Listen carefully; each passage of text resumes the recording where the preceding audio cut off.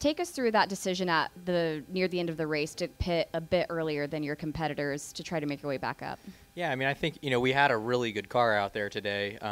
But to sort of to Ryan's point, I think just because of the heat, to have a car that was good enough by enough that once you got later in a stint that you could get by guys, it was just really tough. So, we opted to. We thought that we were better than the cars in front of us, or the majority of the cars in front of us, running like fourth or fifth or something, and elected to pit early, get on fresh tires, rip off a bunch of laps, and try to kind of cycle out with better track position and see how that worked out for us. So it was a great call by the guys in the pits. I think they could kind of see how the race was unfolding. There weren't a lot of yellows. That would have cost us a lot in that, sort of if a yellow had come out after we had pitted, but it was definitely the right call to try to challenge for the win, and was able to hold off everybody but one. So from that perspective, it was definitely hairy there for the last kind of 8 or 10 laps.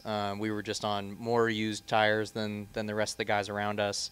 Lap traffic was super difficult to get around. I ended up getting stuck behind a couple of guys for like 30 laps at the end, but all in all, just really happy for the team and to get the Fuzzy's Vodka Machine up on the podium here again. Questions for JR? Yes, Wolfgang. JR, you had a quick car for most of the race, or nearly the whole race. Yeah. What I saw that your teammate Ed was struggling. Did you have a chance to talk to him? What was the difference? I spoke with him really briefly because he was running pretty well at the beginning. I think we were closer together, sort of in pace earlier in the race. It seemed like, and it sounded like they had some sort of mechanical issue that happened sort of partway through the event that really took the handling away. So I didn't really get any more details than that, but the cars weren't significantly different, so there must have been a kind of variable issue that came into play there. David, did you have a question?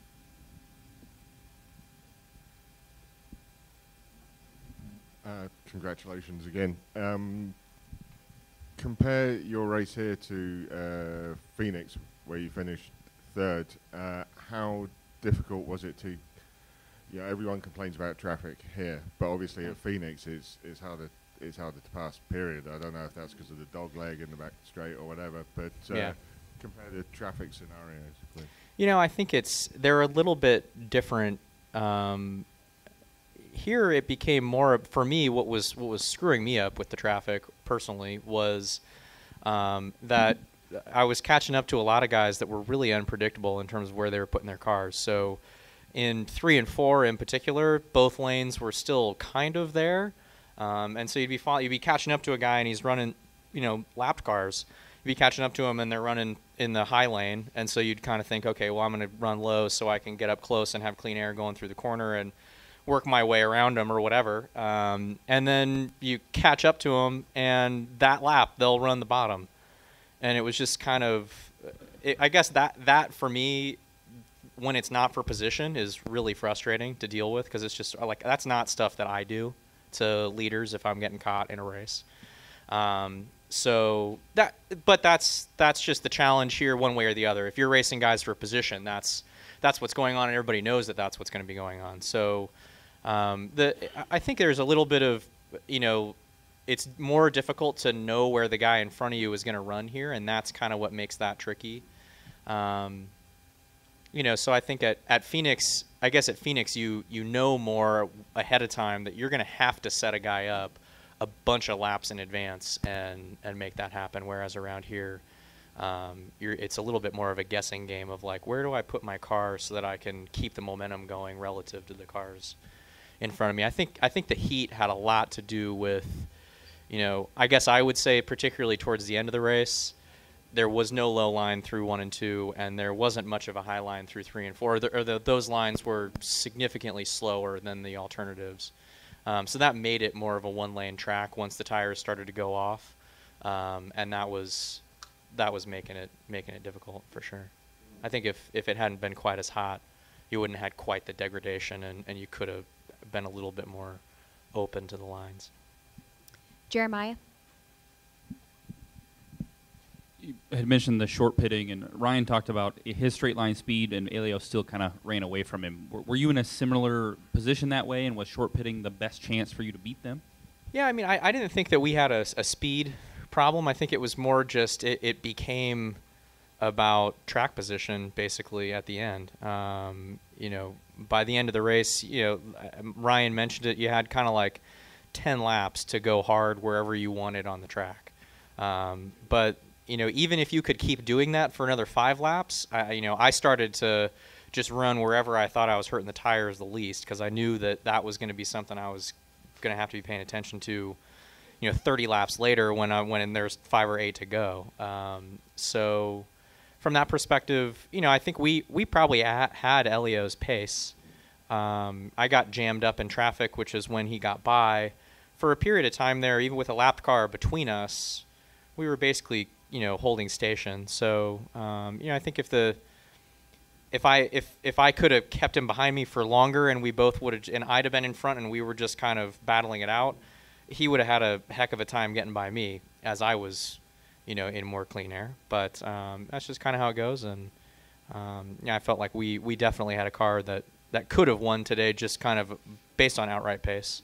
So I think we can feel good about that heading to certainly St. Louis and some of the other ovals. Bruce? I know that race drivers certainly aren't fans of other race drivers, but considering all that Elio's kind of been through the last 3 years and what his future may be. You sure you want to ask me this question, Bruce? I got to. All right. I mean, do you have any feelings at all about what he did today? No. Yeah, I mean, he's been doing this for a super long time, and he's racing for Roger Penske. Like, they should go out and be competitive every weekend, and we're here to beat them and, take down the Dark Empire. So, I like if somebody's got to win and it's not going to be us in a competitive race like this. It certainly doesn't bother me that it's Elio. I mean, he's a champion of our sport, for our sport. I guess he's not actually a champion in this. He's not an official champion. We'll say he's a emotional champion of the sport. And he always, and no BS though. I mean, he does do a great job. He's always so excited. He's so passionate about it. You love to see that from guys. Particularly, guys like him and TK, and they're turning back the clock and giving us all a run for our money every weekend. So, obviously, congrats to those guys, but we'd much rather be beating them instead. Mary? Along those lines, JR, it's great to see Ed Carpenter Racing doing so well and actually challenging and being in the lead ahead of the Penske drivers. So you're a much smaller team. Can you talk a little bit about how you utilize, or the team utilizes, their resources to be able to, kind of the David versus Goliath situation?